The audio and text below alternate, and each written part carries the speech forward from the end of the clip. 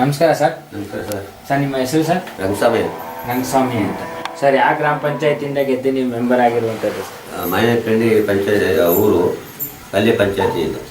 ಮಾಯಕನಹಳ್ಳಿ ಗ್ರಾಮದಿಂದ ಕಲ್ಯ ಪಂಚಾಯತಿಯಿಂದ ಗೆದ್ದು ನೀವು ಮೆಂಬರ್ ಆಗಿದ್ದೀರಾ ಸರ್? ಸರ್ ಇದು ಎರಡನೇ ಬಾರಿ ಗೆಲ್ತಿರುವಂಥದ್ದು ಸರ್. ಏನು ಅನಿಸ್ತಾ ಇದೆ ಸರ್ ರಾಜಕೀಯ ಜೀವನ ನಿಮಗೆ? ರಾಜಕೀಯದಲ್ಲಿ ಏನಂತಂದರೆ ಅಂದರೆ ರಾಜಕೀಯದಲ್ಲಿ ಹಿಂಗೆ ಯಾವಾಗಲೂ ನಡೀತಾ ಇರ್ತವೆ, ಹೋಯ್ತಾ ಇರ್ತವೆ, ಬರ್ತಾ ಇರ್ತವೆ, ಯಾವಾಗಲೂ ನಡೀತಾ ಇರ್ತವೆ. ಸರ್ ನಿಮ್ಮನ್ನು ನೀವು ಯಾವ ಪಕ್ಷದಲ್ಲಿ ಗುರುತಿಸ್ಕೊಂಡಿದ್ದೀರಿ ಸರ್ ಗೆದ್ದಾದ ನಂತರ? ನಾವು ದಳದಿಂದನೇ ಗುರುತಿಸ್ಕೊಂಡಿದ್ದೀರಾ ಸರ್? ಸರಿ ಸರ್, ಗೆದ್ದಂತ ನಿಮ್ಮ ಲೀಡಿಂಗ್ ಓಟ್ ಏನಿತ್ತು ಸರ್? ಲೀಡಿಂಗು 400 ಓಟ್ ಬಿದ್ದಿದ್ದು.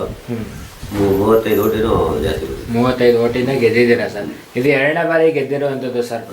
ಎರಡನೇ ಬಾರಿ ಅಂದರೆ ಈಗ 8 ವರ್ಷ ಅವಧಿ ಕಳೆದಿದ್ದೀರಾ ಸರ್ ಪಂಚಾಯಿತಿಯಲ್ಲಿ. 8 ವರ್ಷ ಅವಧಿಯಲ್ಲಿ ನಿಮ್ಮ ಗ್ರಾಮದಲ್ಲಿ ನೀವೇನು ಅಭಿವೃದ್ಧಿ ಕೆಲಸ ಕಾರ್ಯಗಳು ಮಾಡಿಸಿದ್ದೀರಾ ಸರ್ ಇಲ್ಲಿವರೆಗೂ? ಚರಂಡಿ, ಕಾಂಕ್ರೀಟು,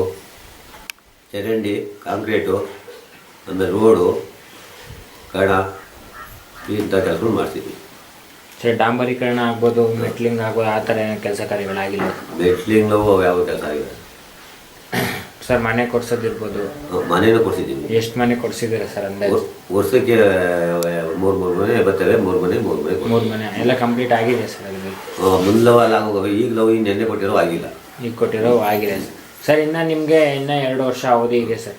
ಇನ್ನೂ 2 ವರ್ಷ ಅವಧಿ ಇದೆ. ನಿಮ್ಮ ಗ್ರಾಮದಲ್ಲಿ ನೀವು ಇನ್ನೂ ಏನು ಬದಲಾವಣೆ ಮಾಡಬೇಕು ಅಂತ ಅಂದ್ಕೊಂಡಿದ್ದೀರಾ ಸರ್? ಇನ್ನು ರೋಡ್ಗಳು, ಕಾಂಕ್ರೀಟ್ಗಳು ಇವೆಲ್ಲ ಗಲ್ಲಿಗೆಲ್ಲ ರೋಡ್ ಆಗಬೇಕು, ಇವು ಮಾಡಬೇಕು ಅಂತ ಇದ್ದೀವಿ ಗ್ರಾಮದಲ್ಲಿ ಸರ್. ಸರ್ ನಿಮ್ಮ ಫ್ಯಾಮಿಲಿಯಲ್ಲಿ ನೀವೇ ಮೊದಲನೇ ಬಾರಿ ರಾಜಕೀಯಕ್ಕೆ ಬಂದಿದ್ದೆ? ಯಾರು ರಾಜಕೀಯದಲ್ಲಿ ಇದ್ರ ಸರ್? ನಮ್ಮಲ್ಲಿ ಯಾರು ನಮ್ಮ ದೊಡ್ಡಪ್ಪರು ಚಿಕ್ಕಪ್ಪರು ಬಂದಿದ್ರು.